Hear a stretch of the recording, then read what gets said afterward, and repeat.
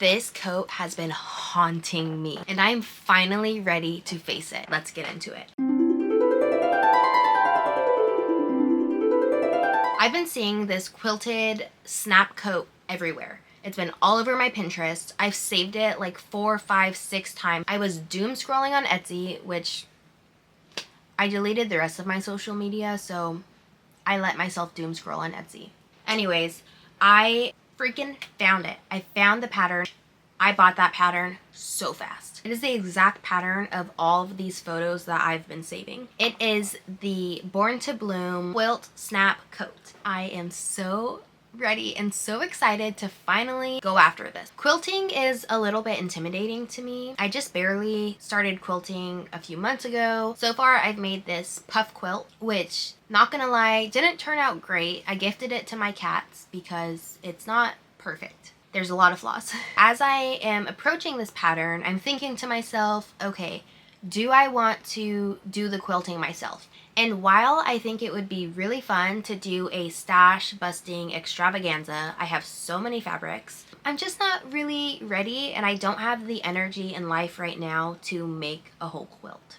I just don't. I decided to purchase a quilt secondhand to use as my fabrication. I started searching on Facebook Marketplace, which is my go-to place to buy fabrics. I learned at my grown age that quilts are really freaking expensive.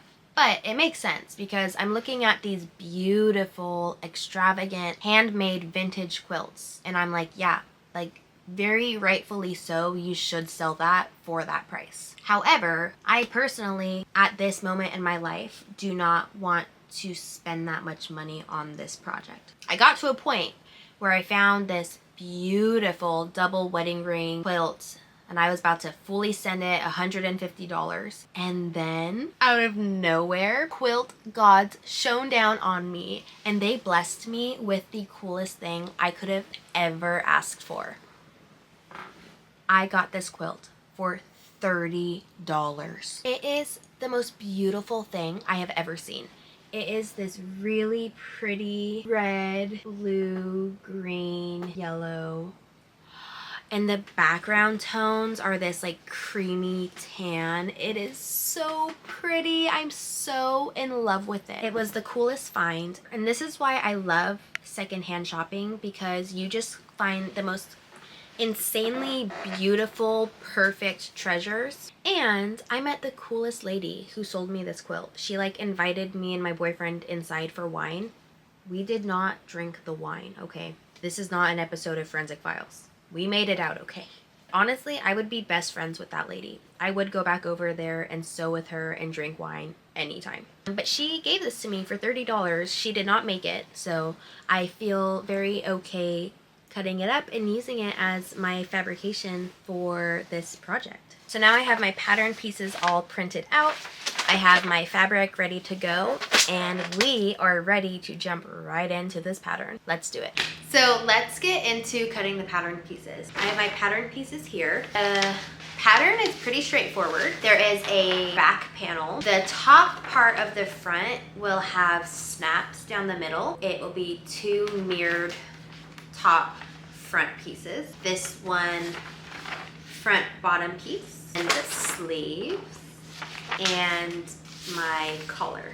I definitely want the sleeves to have that main quilted pattern. For the body of the coat, I think I want to have definitely the scalloped border that comes with the quilt, but I also want a good amount of the focus to be on that quilted center pattern. I am going to line up this bottom panel with the scalloped edge here, and that is this for the back, and then this piece is the front bottom. I want it to have the exact same scalloped bottom, so I'll be setting it just right next to it over here. And then I need to decide how I want to place the front top part to capture the pattern on the quilt. I think what I decided to do is place it, obviously it'll end up being something like this, well, like this. And so I need the front and the back seams to match up at this transition point. So I'll have to measure to make sure that I get that really nice and clean. But then for capturing these rings, I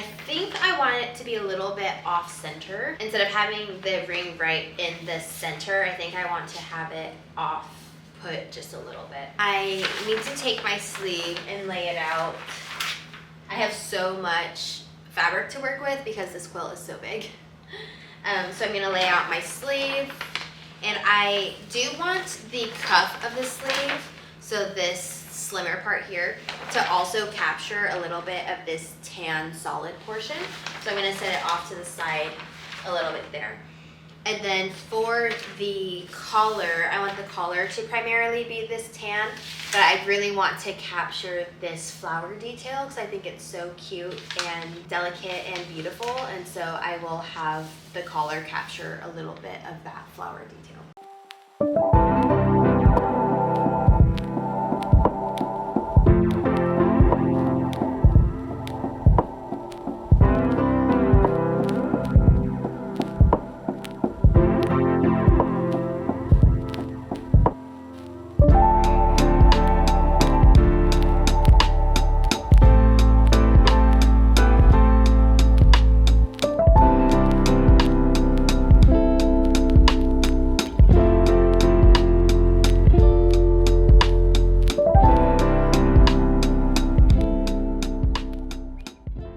I have all my pattern pieces cut out and I'm ready to assemble.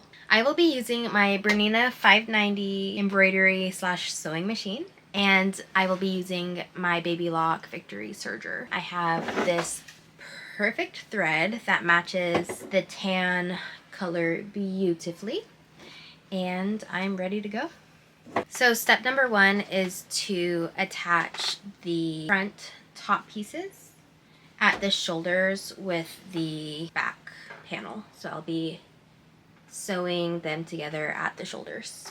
I love using clips for my thick quilting projects. It's just so much easier than pins, and I truly stick myself so often with a pin, and so this is so nice and easy.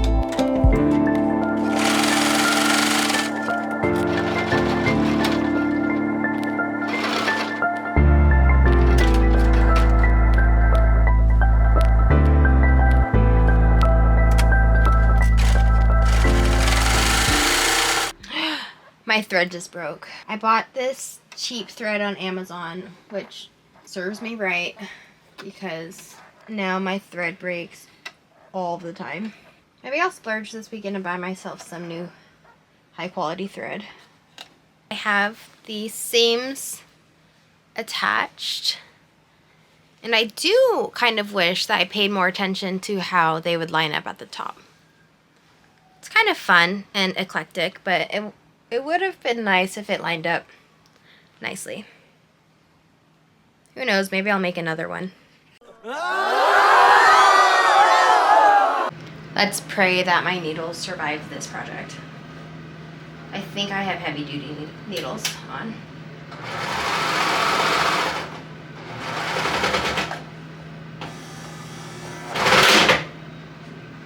They did not survive.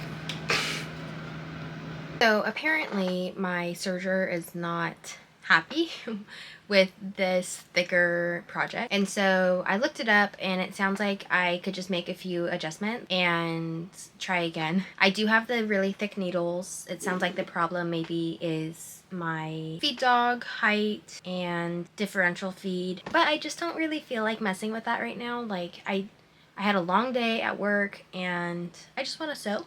I don't feel like triaging or troubleshooting anything right now. I just want to sew. So I'm going to keep going, and I'll play around with that like this weekend, a different time. Since this is a first project, I don't really care if the seams come out perfect on the inside. So for now, I am going to just use the zigzag stitch on my Bernina, which doesn't look all that bad. I'm happy with it. So I have right sides together.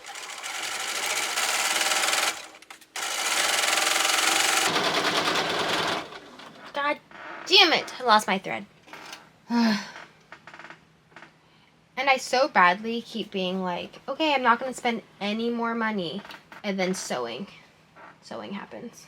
Sewing is the most expensive hobby that has ever graced my life. But I love it. I can't help it. I would spend my every last dime on my sewing projects. Okay, so now we flip the collar piece right side out and we'll press it nice and flat, and then we'll top stitch it down at the top. And now I'm going to go around and sew them together. I'm nervous for my needle again, but I think I have a heavy duty needle on my machine right now. Let's see. The whole time that I'm doing this, I'm making sure that the top and the bottom pieces are really well aligned and that there's no bunched fabric on the bottom.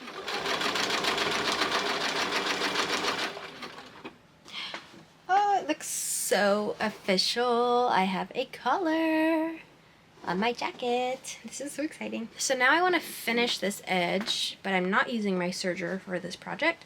So I will zigzag stitch it. Yeah, I will zigzag stitch it. Lost my thread. How many times do you think I'll lose my thread during this video? Great. I love it. Now I'm going to cut out some bias tape, and I have this really beautiful kind of speckly cotton that I'm going to use. I think it will look really nice with this coat, so I'm going to go with this. And I'm going to try to sew right along this first line so that on the front of the garment it looks really nice and clean.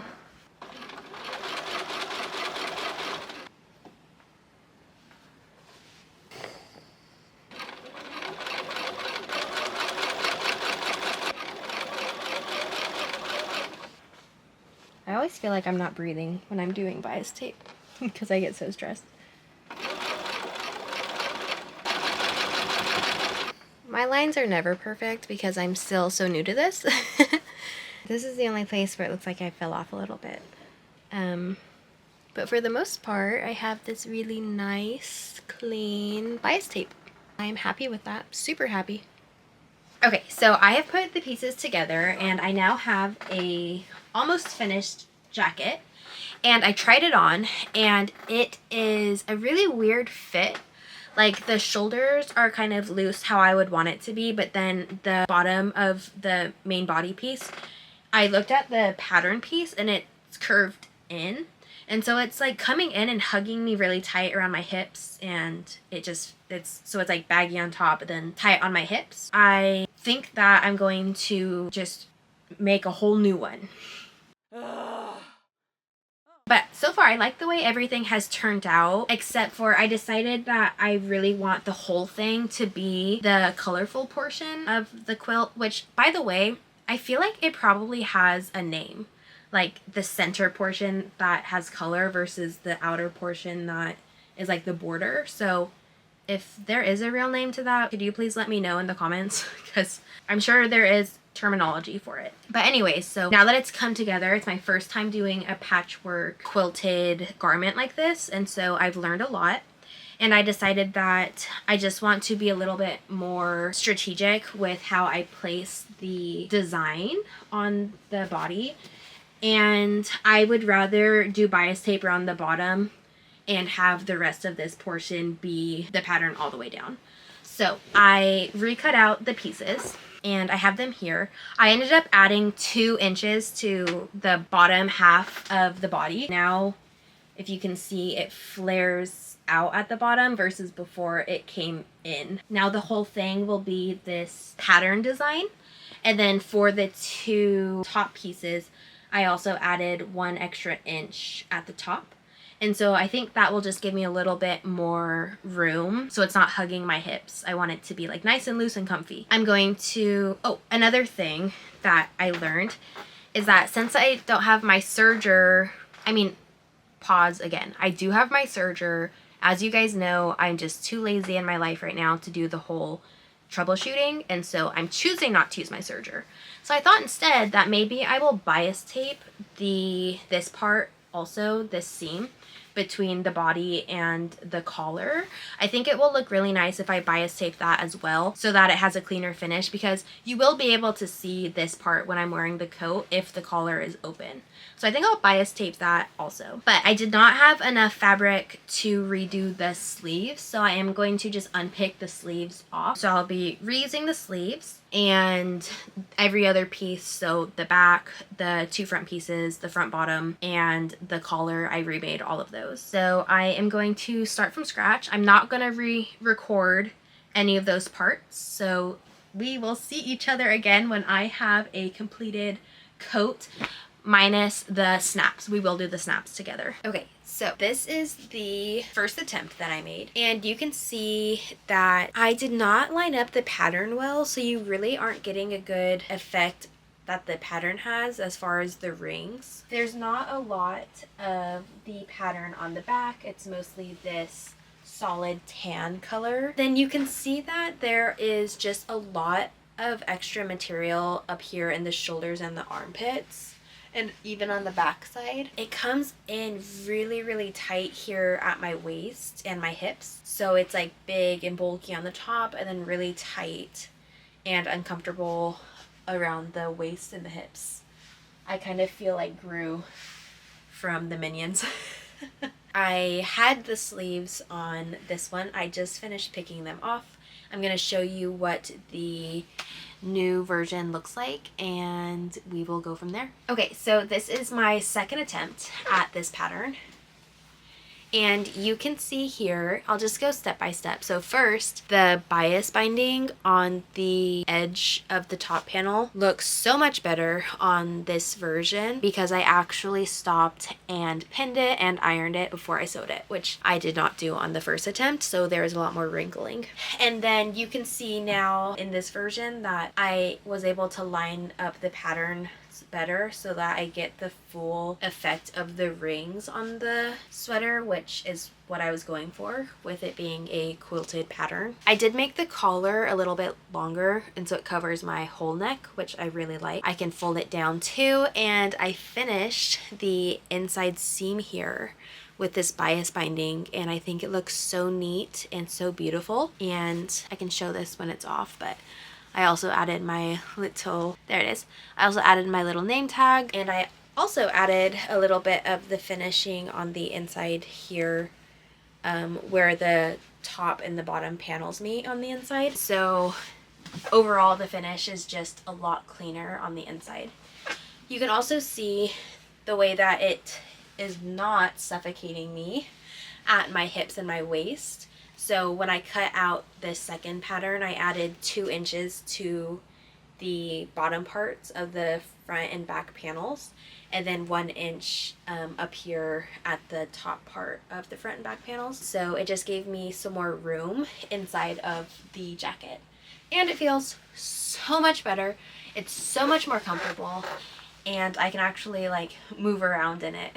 It was a very easy fix. It comes together so quickly. Like, it's really late and I'm ready to go to bed because I have work in the morning, but I was able to finish both of these on 2 of my weekday nights after work. So very quick, easy pattern to achieve.